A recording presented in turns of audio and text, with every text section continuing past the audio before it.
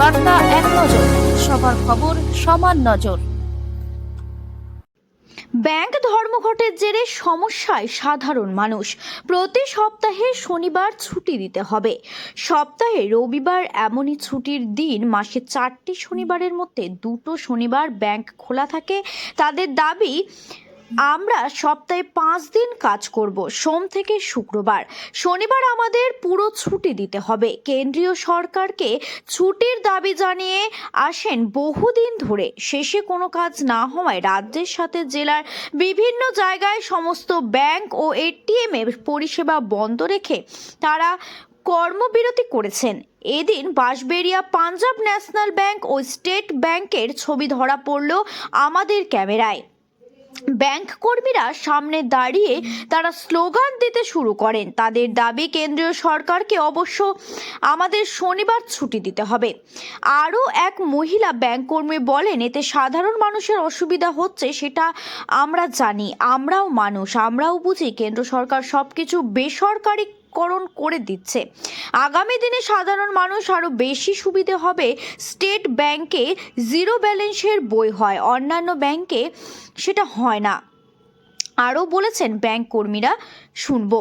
হুগলির বাঁশবেড়িয়া থেকে রাজেশ দেবনাথের রিপোর্ট, বার্তা এক নজর। দিচ্ছে কি বলবেন? সেটার এগেনস্টেই তো আমাদের এই অ্যাজিটেশনটা চলছে এবং স্ট্রাইক তো সেই কারণেই ডাকা হচ্ছে। শুধু 5 ডেজ নয়, এই প্রাইভেটাইজেশনের এগেনস্টেই আমাদের এগুলো করা হচ্ছে। আর কি কি দাবি আছে আপনাদের? আপাতত আজকের স্ট্রাইকটা এই দুটোর ওপরে বেশি ফোকাস করে আমাদের করা হয়েছে। অনেক লং রানে আমাদের এটা পেন্ডিং রয়েছে, সেই কারণের জন্য এটা করা হচ্ছে। দাবি যদি না মানা হয় তাহলে কি আগামী চলবে? অবশ্যই চলবে। আমরা তার জন্য তো আগামী দিনের আরও মিটিং চলবে, তারপরেই আমরা এই ব্যাপারে আরও ফোকাস করতে পারবো। দেখা যাক কি হয় ফিউচারে। কি নাম আপনার? আমি ঝুম্পা ব্যানার্জি। সাধারণ মানুষের সমস্যা কিন্তু আরো অনেক বেশি বাড়বে যদি ব্যাংকগুলো প্রাইভেট হয়ে যায়। আমি একটা সাধারণ কথা বলি, যেটা সমস্ত মানুষ বুঝতে পারবেন বলে মনে হয়। স্টেট ব্যাংকে অ্যাকাউন্ট খুলতে গেলে জিরো ব্যালেন্সের অ্যাকাউন্ট খুলে যায়, কিন্তু কোনো প্রাইভেট ব্যাংক কিন্তু জিরো ব্যালেন্সের অ্যাকাউন্ট খোলে না। সমস্ত মানুষ যে এসে এখানে বলেন যে প্রাইভেট ব্যাংকে সার্ভিস ভালো পাই, মিনিমাম ব্যালেন্স 5 থেকে 10,000 টাকা দিয়ে কিন্তু সাধারণ মানুষকে প্রাইভেট ব্যাংকে অ্যাকাউন্ট খুলতে হয়। একটা SMS এর জন্য সেখানে চার্জ কাটা হয়। ঠিক আছে, প্রাইভেট হয়ে গেলে কিন্তু সাধারণ মানুষ এই যে একদিন যে প্রবলেমটা ফেস করছে, সেই প্রবলেমটা কিন্তু অনেক দীর্ঘকালীন প্রবলেম হবে যদি সত্যি করে ব্যাংক প্রাইভেট হয়ে যায়। এইটুকুই আমার। এর দায়ী কার? অবশ্যই সেন্ট্রাল গভর্নমেন্ট। সবকিছু যে বেঁচে দেওয়া হচ্ছে পুঁজিপতিদের হাতে, সেটার তো দায় নিতে হবে তাদেরকে, না? এবং আমার আর একটা কথা বলার আছে। সাধারণ মানুষ আর একটা জিনিস মনে করেন যে ব্যাংকের কর্মচারীরা ছুটি ভোগ করেন স্ট্রাইকের দিনে। আমি একটা কথা বলতে চাই, ব্যাংকের সমস্ত কর্মচারীর কিন্তু স্যালারি কাটা হয়।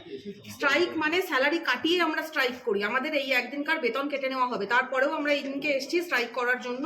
এটা কিন্তু আমাদের কাছে কোনো ছুটি উপভোগ করা নয়, এটা আমরা নিজেরা বেতন কাটিয়ে এটা করি। এটা সাধারণ মানুষেরা জানেন না। ম্যাক্সিমাম লোকই ভাবেন যে ব্যাংকের কর্মচারীরা ছুটি ভোগ করার জন্য স্ট্রাইক করছে। এটা কিন্তু ভুল বার্তা যায়। এইটা আমার কিন্তু বলার আছে। শুধু স্টেট ব্যাংক না, সব ব্যাংকই তো বন্ধ? হ্যাঁ, সব ব্যাংকই আজকে বন্ধ। অবশ্যই। কি নাম আপনার? জয়তী মল্লিক।